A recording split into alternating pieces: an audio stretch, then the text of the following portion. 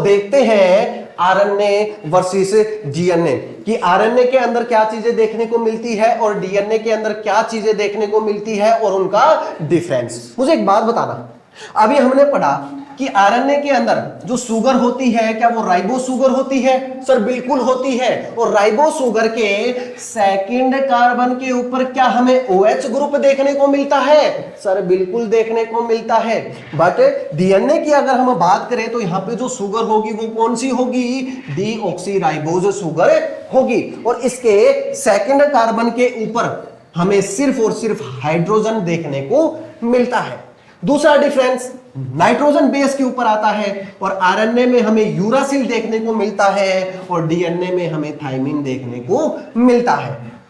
अगर बात करते हैं स्ट्रक्चर की तो जो आरएनए होता है वो यूजुअली कैसा होता है? सिंगल स्ट्रैंडेड होता है। सिर्फ और सिर्फ हमें एक ही स्ट्रैंड देखने को मिलती है। और रेयरली कुछ ऑर्गेनिजम्स में ये कैसा होता है? डबल स्ट्रैंडेड होता है। बट अगर हम बात करते हैं डीएनए की तो जो डीएनए होता है वो कैसा होता है? डबल स्ट्रैंडेड होता है इस टाइप से। और रेयरली कैसा होता है? सिंगल स्ट्रैंडेड होता है। आगे बढ़ते हैं। जो आरएनए होता है वो क्या होता है? मोर रिएक्टिव होता है, रिएक्शन ज्यादा करेगा। और जब रिएक्शन ज्यादा करेगा तो इसकी स्टेबिलिटी क्या हो जाएगी? कम हो जाएगी। तो आरएनए का मॉलिक्यूल कैसा होता है? लेस स्टेबल होता है। बट अगर हम बात करते हैं डीएनए की तो डीएनए लेस रिएक्टिव होता है, जल्दी से किसी के साथ रिएक्शन नहीं करता। और जो इंसान रिएक्शन नहीं करता किसी के साथ तो उसकी स्टेबिलिटी क्या हो जाएगी? ज्यादा हो जाएगी। डीएनए कैसा होता है? मोर स्टेबल होता है। आगे हमने अभी अभी पढ़ा म्यूटेट एट फास्ट रेट। जो आरएनए होता है वो अनस्टेबल होता है, उसके अंदर चेंजेस ज्यादा आते हैं। और जब चेंजेस ज्यादा आएंगे तो म्यूटेशन ज्यादा होगा और वेरिएशन हमें ज्यादा देखने को मिलेंगे। तो म्यूटेशन फास्ट रेट से होता है आरएनए के अंदर और म्यूटेशन जो होता है वो स्लो रेट से हमें देखने को मिलता है। किसके अंदर?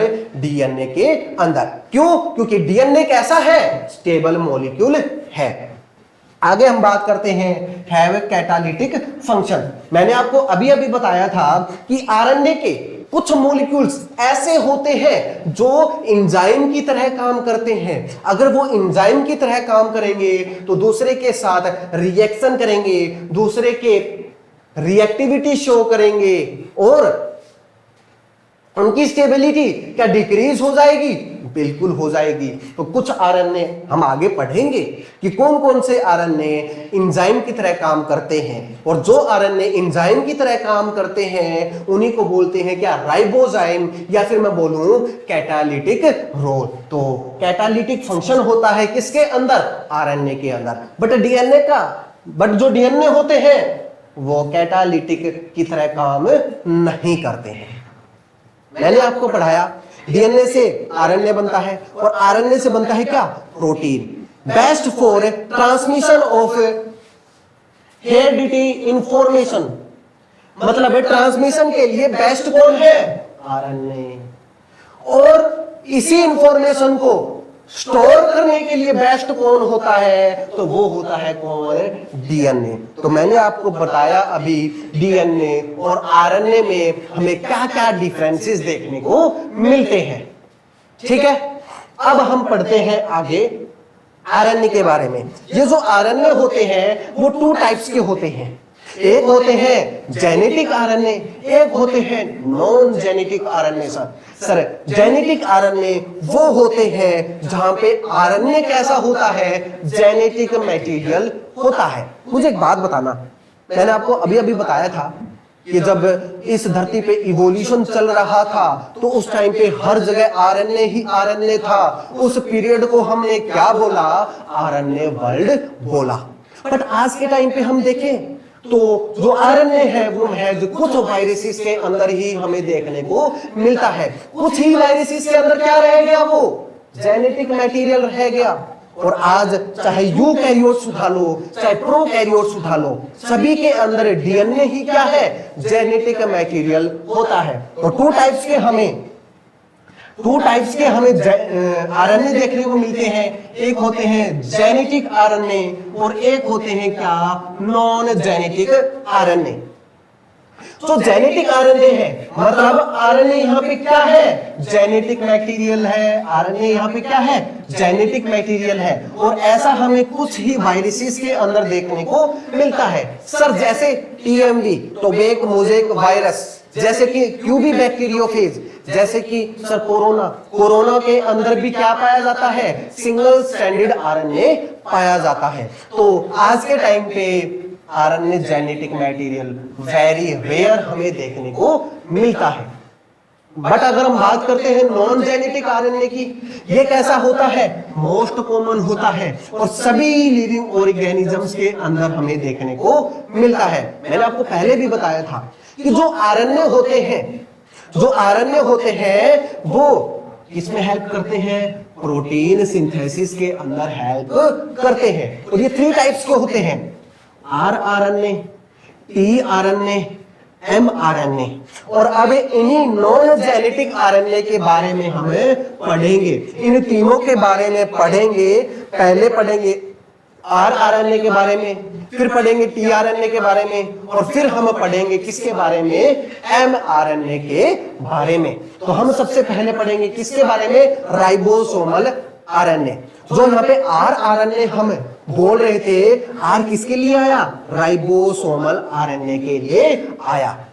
जो आरएनए होता है वो कैसा होता है, मोस्ट प्रिमिटिव होता है। मतलब सबसे पहले किसका फॉर्मेशन हुआ होगा, इसी आरएनए का फॉर्मेशन हुआ होगा। और ये कैसा होता है, स्टेबल आरएनए होता है। अब बात ये आती है कि सर आरएनए स्टेबल क्यों होता है, ज्यादा स्टेबल क्यों होता है। तो मुझे एक बात बताना कि जो आरएनए होता है वो स्टेबल इसलिए होता है क्योंकि ये जो आरएनए होता है वो राइबोसोम के अंदर प्रेजेंट होता है। वो जो आरएनए होता है वो राइबोसोम के अंदर प्रेजेंट होता है। इसी कारण ये जो आरएनए होता है वो किसी दूसरे के साथ रिएक्शन नहीं करता। ये आरएनए दूसरे के साथ रिएक्टिविटी शो नहीं करता, तो इसकी स्टेबिलिटी क्या हो जाती है, ज्यादा हो जाती है। तो आपसे पूछ ले कि आरएनए में सबसे ज्यादा स्टेबल आरएनए कौन सा है, तो वो होता है क्या, आरएनए, या फिर मैं बोलूं राइबोसोमल आरएनए। ठीक है। आगे क्या होता है, मैक्सिमम अमाउंट में प्रेजेंट होता है, मोस्ट अबेंडेंट होता है। मतलब जितना भी सेल के अंदर आरएनए है उसका 80% क्या होता है, राइबोसोमल आरएनए होता है। मोस्ट अमाउंट में प्रेजेंट होता है, मोस्ट अबेंडेंट होता है। जितना भी सेल के अंदर आरएनए प्रेजेंट होता है उसका 80% सिर्फ और सिर्फ हमें राइबोसोमल आरएनए देखने को मिलता है। अगला, always found in the form of RNP. इस चीज को ध्यान से समझना, हमेशा ये किसकी फॉर्म में मिलेगा, आरएनपी की फॉर्म में मिलेगा। सर आरएनपी क्या है, तो आरएनपी होता है राइबो न्यूक्लियोप्रोटीन। मतलब आरएनए आएगा तो किसके साथ आएगा, प्रोटीन के साथ आएगा। मतलब ये आरएनए जब प्रोटीन के साथ बाइंड हो जाएगा, तो मुझे बताना क्या आरएनए है, क्या प्रोटीन है। मतलब आरएनए हमेशा प्रोटीन के साथ रहता है और इसी यूनिट को हम बोल देते हैं क्या, आरएनपी, राइबोन्यूक्लियोप्रोटीन। इस आरएनए के साथ हमें हमेशा क्या देखने को मिलेगा, सर प्रोटीन देखने को मिलेगा और उसी यूनिट को हम बोल देते हैं क्या, राइबोन्यूक्लियोप्रोटीन।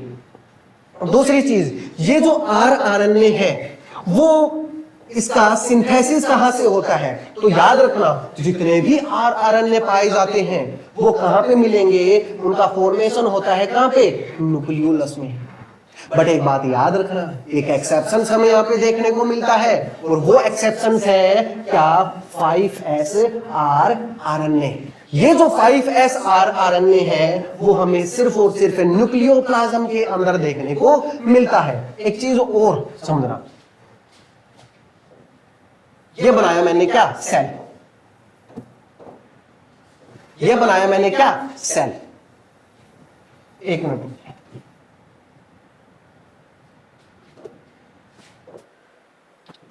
ये बनाया मैंने एक सेल, और इस सेल के अंदर न्यूक्लियस प्रेजेंट होगा सर, बिल्कुल होगा। और इसी न्यूक्लियस के अंदर एक एरिया होता है जिसे हम क्या बोलते हैं, न्यूक्लियोलस बोलते हैं। ये सेल है, ये न्यूक्लियस है सर, और ये वाला एरिया क्या है, न्यूक्लियोलस है। मतलब ये जितने भी आरएनए होंगे उनका सभी का फॉर्मेशन कहां होगा, यहीं पे होगा। एक चीज को छोड़िए, किसको, 5s आरएनए को। और ये जो 5s आरएनए है वो इस न्यूक्लियोप्लाज्म के अंदर इसका फॉर्मेशन होता है। सारे जितने भी आरएनए हैं क्या उसका फॉर्मेशन क्या इस न्यूक्लियोलस में होगा, यस सर। बट एक एक्सेप्शन हमें याद रखना है, किसका, 5s आरएनए का, जिसका फॉर्मेशन होता है न्यूक्लियस के अंदर, न्यूक्लियोप्लाज्म के अंदर हमें देखने को मिलता है। अब हम बात करते हैं आरएनए की आगे, और जो आरएनए का जो फंक्शन होता है वो क्या होता है, फॉर्म स्ट्रक्चर ऑफ राइबोसोम। ये जो आरएनए होते हैं ये राइबोसोम के स्ट्रक्चर को बनाते हैं। स्ट्रक्चर को कौन बनाता है, तो याद रखना, राइबोसोम के स्ट्रक्चर को कौन बनाता है, तो वो बनाते हैं कौन, आरएनए, फॉर्म राइबो यूनिट्स। और दूसरा जो फंक्शन होता है आरएनए का वो होता है क्या, सम आरएनए एक्ट एज एंजाइम, जिसे हम राइबोजाइम बोलते हैं, जिन्हें हम कैटालिटिक आरएनए बोलते हैं। मैंने आपको 2 बार पहले भी बताया है, कुछ आरएनए के मॉलिक्यूल्स एंजाइम की तरह काम करते हैं, और जब आरएनए के मॉलिक्यूल्स एंजाइम की तरह काम करते हैं तो उन्हें हम कैटालिटिक बोलते हैं, उन्हें हम राइबोजाइम बोलते हैं। तो अब इन्हीं दोनों फंक्शंस को हम पढ़ेंगे, ठीक है। तो सबसे पहले हम बात करते हैं फॉर्म स्ट्रक्चर ऑफ राइबोसोम। तो हम प्रोकैरियोट्स के अंदर भी पढ़ेंगे और यूकैरियोट्स के अंदर भी पढ़ेंगे। बात करते हैं प्रोकैरियोट्स के अंदर, और प्रोकैरियोट्स के अंदर हमें 3 टाइप्स के आरएनए देखने को मिलते हैं। इसमें से 3 टाइप्स के कौन कौन से हैं, 23s आरएनए, 5s आरएनए और 16s आरएनए। तो 3 टाइप्स के प्रोकैरियोट्स में 3 टाइप्स के आरएनए हैं, 23s आरएनए, 5s आरएनए और 16s आरएनए। मुझे एक बात बताना, मैंने आपको पिछली स्लाइड में 2 मिनट पहले ये चीज बताई थी कि जितने भी आरएनए होते हैं क्या वो सारे के सारे न्यूक्लियोलस के अंदर बनते हैं, सर बिल्कुल बनते हैं। क्या उसमें से एक एक्सेप्शन है 5s आरएनए का, सर बिल्कुल है, जहां पे उसका जो फॉर्मेशन होगा वो कहां होगा, न्यूक्लियोप्लाज्म के अंदर होगा। बट मुझे एक बात बताना, प्रोकैरियोट्स के अंदर क्या न्यूक्लियर मेम्ब्रेन होती है, सर नहीं होती है। जो हमने चीज पढ़ी थी वो पढ़ी थी किसके लिए, यूकैरियोट्स के लिए। बट याद रखना प्रोकैरियोट्स में कोई भी न्यूक्लियर मेम्ब्रेन नहीं होती। जो डीएनए होता है वो डायरेक्टली हमें साइटोप्लाज्म के अंदर देखने को मिलता है। प्रोकैरियोट्स में हमें कोई भी कंपार्टमेंटलाइजेशन देखने को नहीं मिलता। बात आती है कि सर ये तीनों के तीनों आरएनए फिर कहां बनते हैं प्रोकैरियोट्स में, तो याद रखना प्रोकैरियोट्स में ये तीनों के तीनों आरएनए सिर्फ साइटोप्लाज्म के अंदर ही बनते हैं। क्यों, क्योंकि प्रोकैरियोट्स में कोई भी कंपार्टमेंटलाइजेशन हमें देखने को नहीं मिलता है, ठीक है। अब मुझे एक बात बताना, प्रोकैरियोट्स के अंदर जो राइबोसोम होता है क्या वो 70s राइबोसोम होता है, सर बिल्कुल होता है। इस 70s राइबोसोम की 2 यूनिट्स होती है, एक लार्जर यूनिट होती है तो एक स्मॉलर यूनिट होती है। जो लार्जर वाली यूनिट होती है वो स्मॉलर यूनिट से क्या होती है, अटैच्ड होती है। मतलब लार्जर वाली यूनिट स्मॉलर वाले यूनिट से क्या होती है, अटैच्ड होती है। तो मैं आपको बता देना चाहता हूं कि ये दोनों यूनिट्स अटैच्ड होती है तो वो किसके कारण होती है, Mg+2 आयन के कारण। ये लार्जर वाली यूनिट नीचे वाले स्मॉल यूनिट से क्या होती है, अटैच्ड होती है। इस लार्जर यूनिट के अंदर 23s आरएनए हमें देखने को मिलता है, और इस यूनिट में लार्जर यूनिट में 5s आरएनए भी देखने को मिलता है। और ये जो स्मॉलर यूनिट होती है 70s राइबोसोम की, इसके अंदर हमें 16s आरएनए देखने को मिलता है। अब आपसे कोई पूछ ले कि एस राइबोसोम में क्या 2 यूनिट होती है? सर बिल्कुल होती है। क्या लार्जर यूनिट के अंदर क्या हमें 23S आरएनए देखने को मिलता है और 5S आरएनए देखने को मिलता है? सर बिल्कुल देखने को मिलता है। और स्मॉलर यूनिट की अगर हम बात करें तो इस स्मॉलर यूनिट के अंदर हमें 16S आरएनए देखने को मिलता है। और ये जो लार्जर यूनिट होती है स्मॉलर यूनिट से जुड़ जाती है, किसके कारण? Mg+2 के कारण।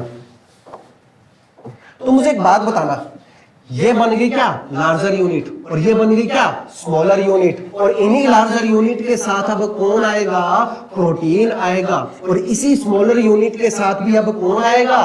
प्रोटीन आएगा। और मैंने आपको बताया था कि जो राइबोसोमल आरएनए होता है, जो आरएनए होता है, वो हमेशा किसके साथ पाया जाएगा? प्रोटीन के साथ पाया जाएगा। ये क्या है? आरएनए। और यह आरएनए पाया जाता है किसके साथ? प्रोटीन के साथ। प्रोटीन प्लस आरएनए, इसी को हम बोल देते हैं क्या? RNP, ribo nucleo protein. इस यूनिट को जब आरएनए मिलता है प्रोटीन के साथ, आरएनए मिलता है प्रोटीन के साथ, उसी को हम बोल देते हैं क्या? Ribo nucleo protein.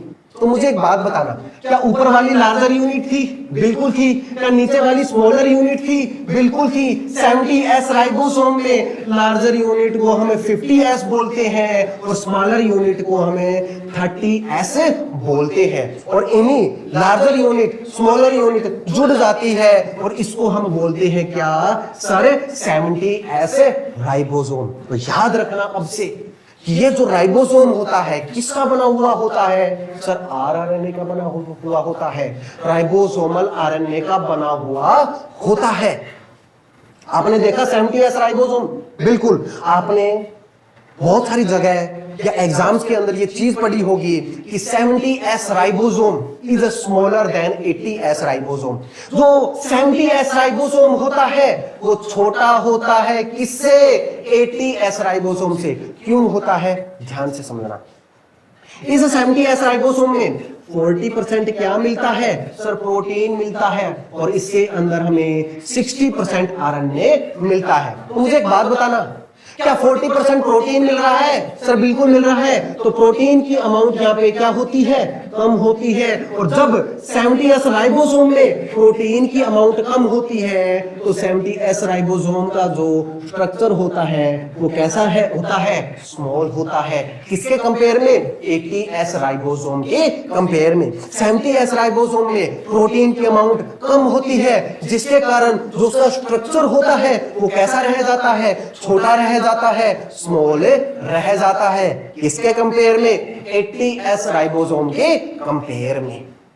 तो हमने पढ़ा प्रोकैरियोट्स के अंदर 3 आरएनए होते हैं। कौन कौन से? 23, 5S, 16S। अब हम आगे पढ़ते हैं यूकैरियोट्स के अंदर। और यूकैरियोट्स के अंदर हमें 4 टाइप्स के आरएनए देखने को मिलते हैं। सर कौन कौन से? 28S, 5.8S, 5S और कौन सा? 18S देखने को मिलता है। बट एक बात बताना, ऊपर वाले 2 और नीचे वाला, क्या इनका सभी का क्या फॉर्मेशन क्या न्यूक्लियोलस के अंदर होगा? सर बिल्कुल होगा। बट एक्सेप्शन मैंने आपको याद करवाया था 5S आरएनए का कि वो जो होता है वो कभी भी न्यूक्लियोलस के अंदर फॉर्मेशन नहीं होता। उसका जो फॉर्मेशन होता है वो होता है किसके अंदर? न्यूक्लियोप्लाज्म के अंदर। तो यूकैरियोट्स में 4 आरएनए होते हैं, 28S, 5.8S, 5S और 18S। और जो यूकैरियोट्स होते हैं इसके अंदर हमें 80S राइबोसोम देखने को मिलते हैं। अब मुझे एक बात बताना, क्या 80S के अंदर भी लार्जर यूनिट होगी? क्या इसकी भी स्मॉलर यूनिट होगी? लार्जर यूनिट स्मॉलर यूनिट क्या आपस में जुड़ जाएगी? किसके कारण जुड़ेगी? मैंने ऊपर भी बताया था किसके कारण जुड़ती है? Mg+2 के कारण जुड़ती है। 80S राइबोसोम के लार्जर यूनिट में क्या क्या मिलता है? सर 5S आरएनए मिलता है, 5.8S मिलता है, 28S मिलता है। बट स्मॉलर यूनिट के अंदर क्या मिलेगा? 18s मिलेगा। तो लार्जर यूनिट में 5s, 5.8s और 28s, और स्मॉलर यूनिट में मिलता है क्या, 18s आरएनए। इस स्मॉलर यूनिट से क्या अब प्रोटीन आके जुड़ेगा, सर बिल्कुल जुड़ेगा। क्या इस स्मॉलर यूनिट से भी प्रोटीन आके जुड़ेगा, सर बिल्कुल जुड़ेगा। और लार्जर यूनिट का फॉर्मेशन होगा जिसे हम क्या बोलते हैं, 60s बोलते हैं। बट स्मॉलर यूनिट को हम क्या बोलते हैं, 40s बोलते हैं। और यही लार्जर यूनिट स्मॉलर यूनिट से अटैच हो जाती है और फॉर्मेशन होता है किसका, 80s राइबोसोम का। और इस 80s राइबोसोम में प्रोटीन की अमाउंट कितनी होती है, सर 60% होती है। और आरएनए की अमाउंट कितनी होती है, 40% होती है। मतलब ये, अगर हम बात करते हैं 70s राइबोसोम की, तो क्या यहाँ पे प्रोटीन का अमाउंट कम थी, सर बिल्कुल थी। बट यहाँ पे प्रोटीन की अमाउंट ज्यादा होती है, इसी कारण 80s राइबोसोम का जो स्ट्रक्चर होता है वो बड़ा होता है, किससे, 70s राइबोसोम से। इसी कारण बोला जाता है 80s ribosome is larger than 70s ribosome. क्यों, क्योंकि 80s राइबोसोम के अंदर प्रोटीन की अमाउंट क्या होती है, ज्यादा होती है। तो अभी हमने पढ़ा पहला फंक्शन आरएनए का, कि इसके अंदर हमें जो पहला हमने फंक्शन पढ़ा कि जो आरएनए होता है वो राइबोसोम के स्ट्रक्चर को फॉर्म करता है। अब हम आगे पढ़ते हैं, इसमें जो नेक्स्ट फंक्शन आता है वो फंक्शन आता है कि कुछ आरएनए जो होते हैं वो एंजाइम की तरह काम करते हैं, कुछ आरएनए एंजाइम की तरह काम करते हैं, और वही क्या कहलाते हैं, राइबोजाइम कहलाते हैं। क्या कहलाते हैं, राइबोजाइम कहलाते हैं। तो याद रखना, प्रोकैरियोट्स में सबसे बड़ा आरएनए 23s आरएनए, यूकैरियोट्स में सबसे बड़ा आरएनए 28s आरएनए। ये दोनों के दोनों जो आरएनए होते हैं वो एंजाइम की तरह काम करते हैं, और उन्हें हम बोलते हैं क्या, राइबोजाइम। मतलब प्रोकैरियोट्स की सबसे बड़ा आरएनए, यूकैरियोट्स का सबसे बड़ा आरएनए एंजाइम की तरह काम करता है, और इन्हें हम बोलते हैं क्या, राइबोजाइम। अब बात ये आती है कि सर ये करते क्या है, तो ये करते हैं पेप्टाइडल ट्रांसफेरेज की तरह, एंजाइम की तरह काम करते हैं। और जो पेप्टाइडल ट्रांसफेरेज होता है ये करता है क्या, पेप्टाइड बॉन्ड का फॉर्मेशन करता है। मुझे एक बात बताना, मैंने लिया एक ये अमाइनो एसिड, ये दूसरा अमाइनो एसिड, और इन दोनों अमाइनो एसिड्स के बीच में जो बॉन्ड बनता है उसे हम क्या बोलेंगे, सर पेप्टाइड बॉन्ड बोलेंगे, सर बिल्कुल। अब दूसरे वाले अमाइनो एसिड से क्या तीसरे वाला अमाइनो एसिड जुड़ेगा, सर बिल्कुल जुड़ेगा। बॉन्ड का फॉर्मेशन कौन सा होगा, पेप्टाइड बॉन्ड। और इसी पेप्टाइड बॉन्ड को बनाने के लिए कौन आएंगे, पेप्टाइडल ट्रांसफेरेज आएगा। और ये जो पेप्टाइडल ट्रांसफेरेज है ये काम करता कौन कौन है, तो प्रोकैरियोट्स में करता है 23s आरएनए, और यूकैरियोट्स में करता है कौन, 28s आरएनए। तो प्रोकैरियोट्स में करता है 23 और यूकैरियोट्स में करता है 28s आरएनए। तो पहले वाला अमाइनो एसिड दूसरे वाले अमाइनो एसिड से जुड़ता है किसके थ्रू, पेप्टाइड बॉन्ड्स के थ्रू। दूसरे वाला अमाइनो एसिड तीसरे वाले अमाइनो एसिड से जुड़ता है पेप्टाइड बॉन्ड के थ्रू। ऐसे ही थर्ड, फोर्थ, फिफ्थ, ऐसे एक लंबी चेन्स का फॉर्मेशन होता है, और इसी को हम बोलते हैं क्या, प्रोटीन फॉर्मेशन। मैंने आपको बताया था कि जो आरएनए का जो फंक्शन होता है वो क्या होता है, प्रोटीन का फॉर्मेशन। तो याद रखना, आरएनए का जो मेन फंक्शन होता है वो प्रोटीन फॉर्मेशन होता है, वो पेप्टाइड बॉन्ड का फॉर्मेशन करता है। और जब पेप्टाइड बॉन्ड का फॉर्मेशन होगा तो अमाइनो एसिड्स जुड़ते हुए चले जाएंगे और एक लंबी प्रोटीन की चेन का फॉर्मेशन हमें देखने को मिलेगा। सर इतना बताया आपने, एक एक्स्ट्रा बात बता रहा हूं ताकि आपके दिमाग के तार क्या हो जाएंगे, ओपन हो जाएंगे। ध्यान से समझना, मुझे एक बात बताना कि ये जो दोनों है आरएनए, ध्यान से समझना, ये जो दोनों आरएनए हैं क्या ये एंजाइम की तरह काम कर रहे हैं? कौन से एंजाइम की तरह काम करते हैं? पेप्टाइड ट्रांसफेरेज की तरह काम करते हैं। ठीक है, बिल्कुल करते हैं। और पेप्टाइड बॉन्ड का फॉर्मेशन करेंगे और पेप्टाइड के बॉन्ड से बनेगा क्या? प्रोटीन। मतलब ये कि एंशिएंट टाइम के अंदर जब इस धरती के ऊपर इवोल्यूशन चल रहा था, जब उस टाइम पर पहला जो प्रोटीन बना होगा वो किसकी वजह से बना होगा? सर वो आरएनए की वजह से बना होगा। अगर आरएनए ही नहीं होता तो पेप्टाइडल ट्रांसफेरेज एंजाइम कहां से आता? अगर ये ही नहीं आता तो पेप्टाइड बॉन्ड का फॉर्मेशन कौन करता? और जब पेप्टाइड बॉन्ड का ही फॉर्मेशन नहीं होता तो ये अमाइनो एसिड्स के अंदर बॉन्ड का फॉर्मेशन ही नहीं होता। तो याद रखना, फर्स्ट टाइम जब भी कभी भी प्रोटीन का फॉर्मेशन हुआ होगा तो वो आरएनए की वजह हुआ होगा। ठीक है, तो ये एक दूसरा प्रूफ हमें मिला कि ये बताने के लिए कि जो एंशिएंट टाइम के अंदर आरएनए वर्ल्ड था, मतलब एंशिएंट टाइम के अंदर आरएनए ही आरएनए था। सारे काम कौन करता था? सिर्फ और सिर्फ आरएनए ही करता था। और उस टाइम पे हर जगह आरएनए ही था, तो उसको हम बोलते हैं क्या?